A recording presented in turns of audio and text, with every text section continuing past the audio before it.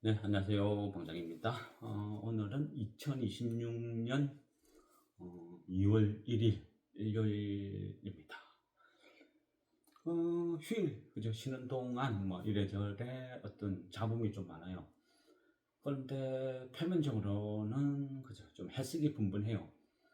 일단은 금이 한 10% 폭락, 은이 한 30% 폭락, 하루아침에 30%, 그죠?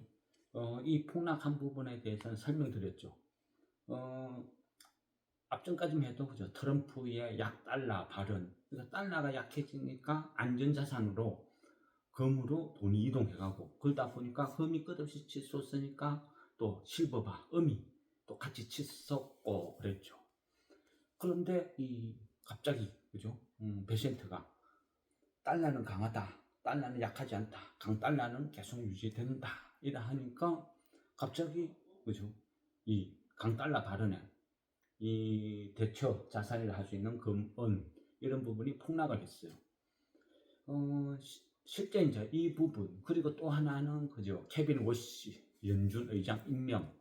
그래서 워시는 지금까지 거론됐던 후보들은 다 비둘기파들이었는데 비둘기가 아니고 약간 매의 성격을 갖고 있는 케빈 워시.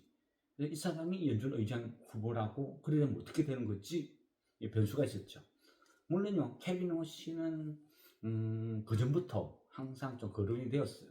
왜냐하면 그죠 과거 인연 때문이고 또 케빈 호씨는 뭐 유대인의 여러모로 그죠 트럼프하고 막 엮이는 인물이죠. 또 케빈 호씨의 장인이 또 트럼프하고 호영호재하는 절친 사이. 뭐 이래저래 보다 보니까 충분히 시장은 예상은 할 수는 있었다. 그러나 이 케빈 호씨가 매파냐 아니냐 이 부분보다는 비둘기가 맞다 아니다 또 이런 부분 어쨌거나 그죠 가봐야 알죠. 또 한 부분은 그 뭐죠 상원의원에서 통과를 시켜줘야 되는 거죠. 그래서 어떻게 될지는 아직 모른다. 그런데 또 하나는 다카이치 사나이 그죠 다카이치 사나이의 어떤 정책 이런 여러 가지 변수들이 막 한꺼번에 겹쳤어요. 근데 이 모든 변수는 뭐다? 결국 따지고 보면 울고 싶은데 땀 때린다. 이런 표현 이게 적절할 것 같아요. 그동안 어때요? 미국장도 그렇고 어떤 최근에 너무 많이 올랐어. 그렇죠? 근데 세상에 끝없이 오르는 건 없다 그랬죠. 너무 많이 올랐다는 거예요. 이 부분의 어떤 시장이 이제 항상 불안한 상태. 더구나 항상 문제는 뭐다? 신용 미수. 신용이 30조예요. 우리나라 국장만 신용이 30조. 그죠? 항상 꼭대기에서 폭발을 할 때, 터질 때 인간 지표. 그죠? 그거는 개인의 탐욕, 개인들의 무지한 탐욕. 이 신용 30조는요. 욕심만 가득한 수준이 낮은 이런 개인들의 욕심의 집합체예요. 얘네들은 뭐다? 인내심이 없어. 아는 것도 없어. 오로지 그냥 무지한 배팅이야. 얘네들은 순식간에 터져버려요. 하락이 하락, 반대매매가 반대매매. 그죠? 외인들 입장에서는 고점에 팔아먹고, 그죠? 뭐 공매도 치고, 하락 배팅 치고, 신용, 반대매매 유도하면 쉽게 하락을 만들 수 있는 거야. 이런 부분을 어떻게 작용할지, 그죠? 어떤 식으로 변수가 될지, 아니면, 외인들의 어떤 상승, 배팅을 계속 유지하고, 연기금이 돈으로 막아주고, 이래 되면 또 의외로 버틸 수 있겠죠. 근데 어쨌거나 최근에는 국장은 강했다. 그죠? 다른 나라, 미국장이나 다른 어느 누구보다 국장은 강하게 버텼다. 그 뒤에는 연기금에 돈의 힘이 있었다. 아직도 연기금은 돈이 많아요. 그래서 그 돈의 힘으로 계속 배팅을 할 건지, 버틸 건지. 결국 여러 가지 변수가 있어요. 가장 거슬리는 부분은 개인들의 신용 30조. 이 부분은 여전히 거슬리고. 어쨌거나요, 항상 그래요. 이 개인의 탐욕이라는 건요, 결국은 그 주식을 사게 만들어요. 우리가, 그죠? 주식을 공부를 하고 스스로가 수양을 하고 하는 이유는 뭐죠? 비싸면 안 사면 되는 거예요. 그죠? 삼성전자, 비싸면 안 사면 돼. 하이닉스 비싸면 안 사면 돼. 근데 어때요? 욕심 때문에 눈이 가는 거죠. 가장 어리석은 단어가 포모 현상이라고 그랬죠. 부러워하는 거. 그건요, 끝없이 욕심일 뿐이에요, 욕심. 안 사면 된다. 나한테는 선택권이 있다. 그래서 항상, 그죠, 바닥에 있는 안전한 주식, 이런 것들을 선호해야지. 탐욕 때문에, 욕심 때문에. 지금까지 올란 게 내 샀다고 빠지겠어? 이런 무모한 욕심. 항상 주식은요, 내 눈에 하래 보일 때, 가장 하래할 때가 오히려 위험하다 그랬죠. 그거는요, 내 눈에 하래 보일 때는 누군가의 작품이에요. 누군가가 팔아먹기 위한 작업을 펼치고 있는 거예요. 내 눈에 똥주로 보이는 게 오히려 옥석일 때가 많다. 그죠? 어쨌거나 다음 주는 또 여러 가지 변수, 해외 변수, 막 복합적으로 작용할 것 같아요. 그런데 이럴 때는 어떻게 해야 돼요? 그죠? 돌발 변수가 발동했을 때는 우리는 멈추면 돼요. 그죠? 딱 멈추고 지켜봐야 돼요. 흐름이 변하는지, 어떤 식으로 변하는지 지켜봐야 돼요. 그래야 안전해요. 다음 주는 월요일, 그죠? 이 어떤 식으로 출발할지, 그거는 잘 모르겠고, 지금 이 시간에도 보면 비트코인이 막 급락을 하고 있어요. 계속 바닥을 그려요.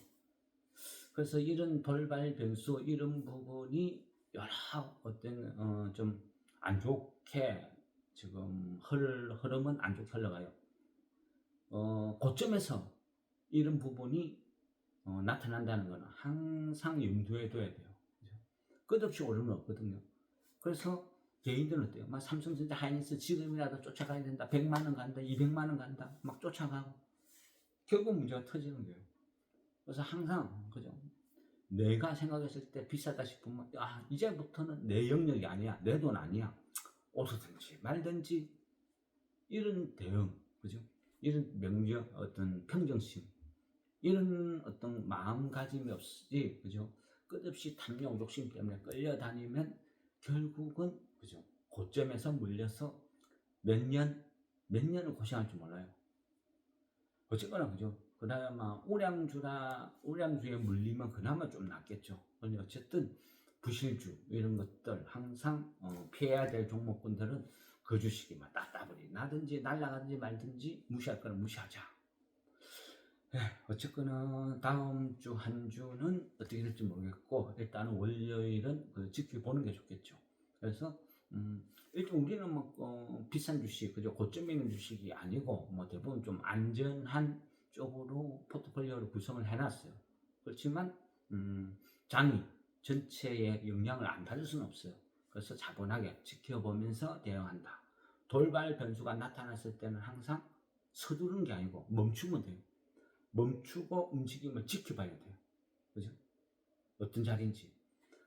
제 생각에는 어쨌거나 케빈 오시 사태는 약간 오버한 게 좀 있는 것 같아요. 나는 케빈 오시 입장에서는, 그죠? 나는 매도 아니고 비둘기도 아니야. 근데 시장이 내보고 자꾸 매라고 우기는 거야. 이럴 수도 있다. 또 굳이, 그죠? 케빈 오시가 트럼프에 반하는 매가 될 필요는 없어요. 지금 상황에서. 그래서 이 부분은 시장이 약간 오버한 거다. 울고 싶은데 뺨 때리는 격이었다. 그런 부분. 그리고 베센트의 강달러 발언. 이 부분은요, 미국 입장에서는 약달러로 가고 싶어. 그렇지만 말은 강달러라고 주장을 해야 되는 상황이죠. 그거는 왜 그러냐 설명드렸죠. 기축통화인 달러가, 그죠? 약달러를 원하면 누가 미국 국채를 사겠어요? 달러를 누가 소지하겠어요? 그는 기축통화를 포기하는 거랑 똑같다 그랬죠. 그래서 약달러를 추종하되 말은 강달러라고 할 수밖에 없는 처지. 이게 어떤 미국의 입장. 그리고 일본 다카이치 사나이의 어떤 내각 해상과 새로운 선거, 거기에 대해서 또 어떤 식으로 반응할지, 거기에 따른 어떤 일본 국채의 반응, 일본 국채의 반응에 따라서 미국 국채의 또 운명, 뭐 이런 부분들이 복합적으로 작용을 하는 거예요. 어찌 보면 그죠? 쉽게 해결될 수도 있고, 또 어찌 보면 아주 꼬인 실타래처럼 복잡하게 흘러갈 수도 있고. 물론 뭐 이게 뭐 항상 정치라는 거, 주식이라는 게 다 그래요. 쉬운 적은 없었던 것 같아요. 항상 그 순간순간 위기, 그 위기에서 또 새로운 기회, 그거는 끝없이 교차 반복되는 것 같아요. 거기에 맞춰서 우리가 대응을 하는 것이고, 또 그죠? 항상 그죠? 일정 부분 현금은 꼭 쥐고 있어야 된다. 그죠? 그러면 돌발 변수, 악재, 주말 동안 금요일 저녁, 토일 이때 나타났던 뭐 어떤 비트코인의 폭락, 기금속의 폭락 이런 부분이 주식시장으로 영향을 미쳐서 신용, 미수, 반대 매매가 뻥 터졌다. 그러면 하루에 막 200%, 300포인트 막 급락할 수 있는 이런 장도 연출될 수 있어요. 예? 신용이 30조가 있죠. 얘는 어떤 식으로는 악재예요. 그 암덩어리 같은 존재예요. 암덩어리 같은 존재. 신용은. 고객의 탁금이 100조 있으니까 거기 뭐 30% 정도, 30조 정도 그거는 적정선이다. 그렇게 주장하는 사람들은요. 여러분들의 주식을 삭발삭발 해야 먹고 사는 그런 집단들이 하는 말이에요.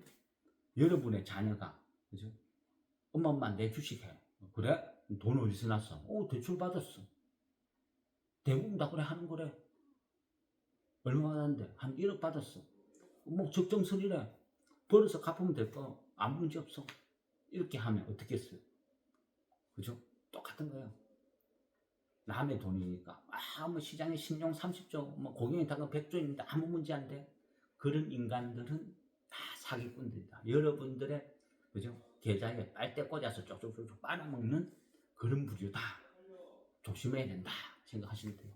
어떤 식으로 하든요. 빚내서 주식을 한다. 그거는 그죠? 가장 그죠? 못 쓸지 주식 투자해서 망하는 가장 현명 빠른 방법이 신용 미수 치는 거. 그런 사람들은요 상대도 하지 마세요. 내가 막 난 신용 미수로 뭐 주식한다. 그런 부류는 가능한 빨리 멀리 하는 게 좋아요. 그죠? 그런 사람들은요 조만간에 망하고 돈 빌려달라 할 사람들이야. 어떤 식으로든 주식장의 암적인 존재들은 신용 미수. 그리고 그 신용 미수가 털릴 때 급락을 해요. 순식간에 1000포인트 빠져버려요. 지금 상황에서는. 그러면 또 많은 종목이 신용 미수 반대 매매 털려서 빠지겠죠.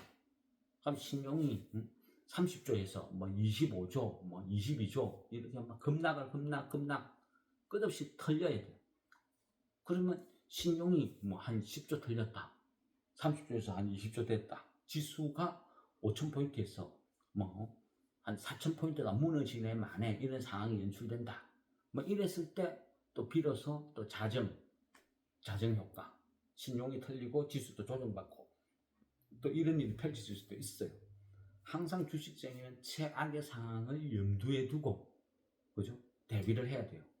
그럴 때 남겨둔 현금이 나한테는 생명줄이 되는 거죠. 그래서 습관적으로 아무리 좋은 장이 와도 내 계좌에 현금 20, 30% 정도 남겨두는 것은 아무렇지도 않게 그냥 평범하게 해야 돼요. 그래야 살아남는 거예요. 계좌에 20, 30% 현금 남겨두는데 그것도 부족해서 신용미수 쳐가지고 그죠? 한다? 지금 30조 신용미수 친 사람들 밤잠이나 제대로 잘 수 있을까요? 불안해가 미쳐버리겠죠. 월요일 아침이 공포고 두려울 거예요. 그게 주식이에요. 또 걔네들의 신용 반대매매 때문에 폭락하면 누군가는 그걸 싼 가격에 받아서 또 돈을 버는 거예요. 그게 주식에 반복되는 역사고 룰. 어쨌거나 우리는 그저 대부분이 좀 안전한 종목으로 가 있다.